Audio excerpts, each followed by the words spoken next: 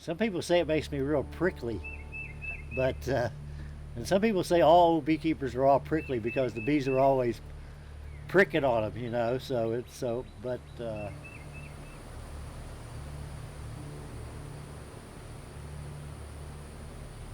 began beekeeping in 1962 at the age of 12 as a 4-H project. I've had periods in my life from 1962 to the present where I've done lots of things. I have 2 or 3 university degrees, and I spent a tour of duty in the U.S. Navy, and the Navy wouldn't allow me to have bees for some reason. And for a time I was doing a corporate path, and I didn't have bees during that period. But 1975 or so, when I moved here, I started keeping a few bees here. Now I have about 200. So I have 3 primary purposes in this little business that I run. My first purpose was to raise a small crop of honey for the local farmers market. I've been doing that for about 12 years now here. My second purpose I've kind of added on was I raise honeybees to sell as honeybees. So you sell new hives to people that want to have a hive of bees to pollinate their garden. And along with that project, you invariably take up raising a few queen bees. And the last purpose I took on was Texas A&M University hired a new bee research person about 5 years ago, and so I kind of hired on with her to make certain that the bee lab has bees to do for the students to do their research projects. My take on bees is very much business, physically oriented.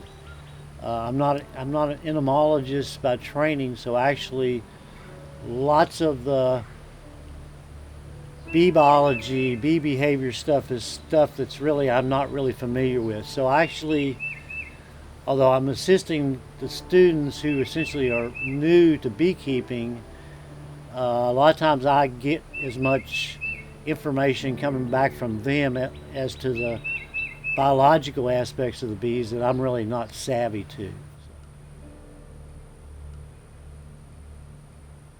Typically, when I tell people that I'm an entomologist, they're like, why would you do that?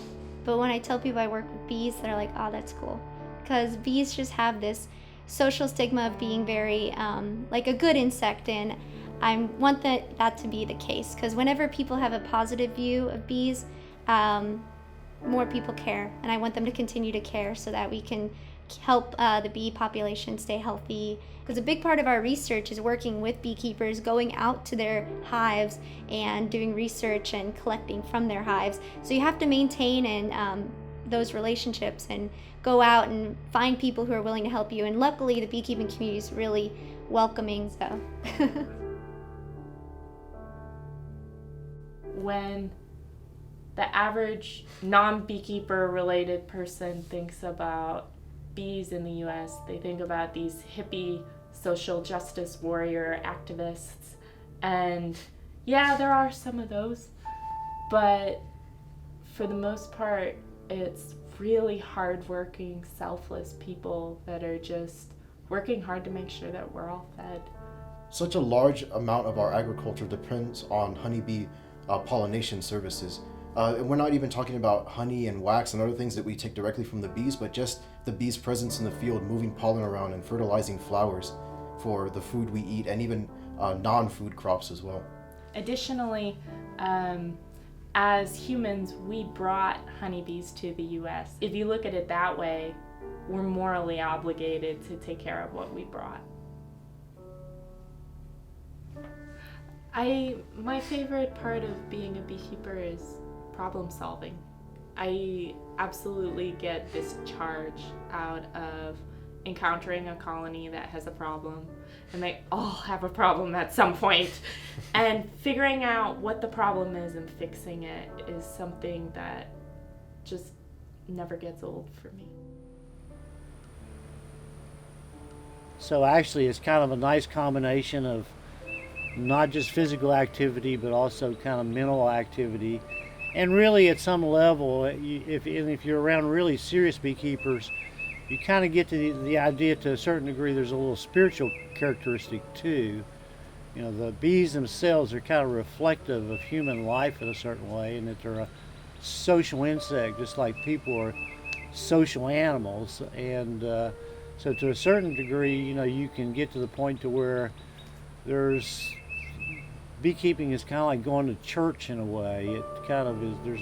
There's a spiritual aspect to it, and a lot of the old beekeepers, if you read what they write, you kind of clue in pretty quick that it's more than just a occupation in a way. In a way, it becomes an obsession.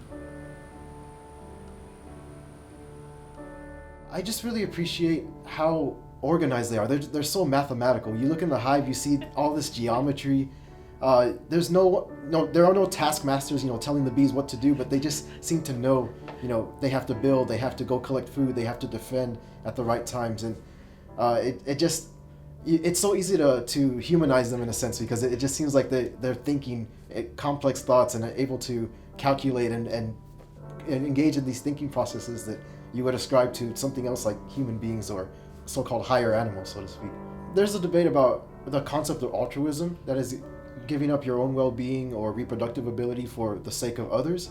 And in that sense, I guess they're kind of similar to humans in that we try to be social and help each other and look out for one another, even sometimes to the point of putting others before us, should I say. And the honeybee, obviously the queen is the one that is the main focus of being put before the workers in the sense that she's the main reproductive unit, so her well-being and longevity is more important than an individual worker.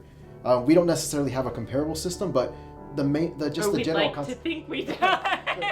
the general concept of caring about others, and even to the point at times of putting others before ourselves, is something that I guess is a parallel between honeybee society and human society to some extent.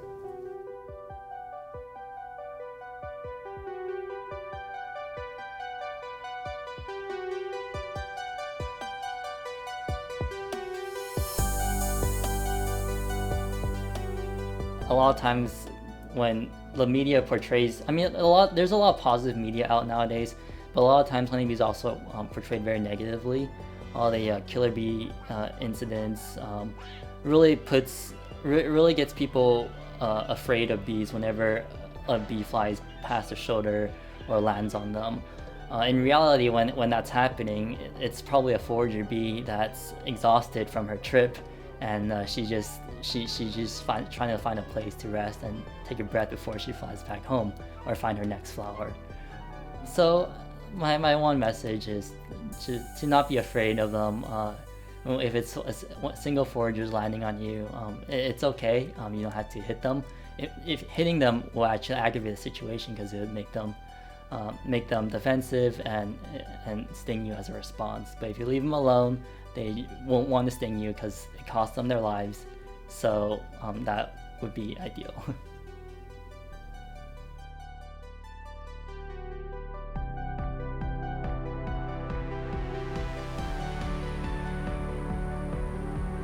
It's kind of slow until it kind of unloads. And not very well, but part of that. Yeah, no, that's good. That's what to do, and they just seem to know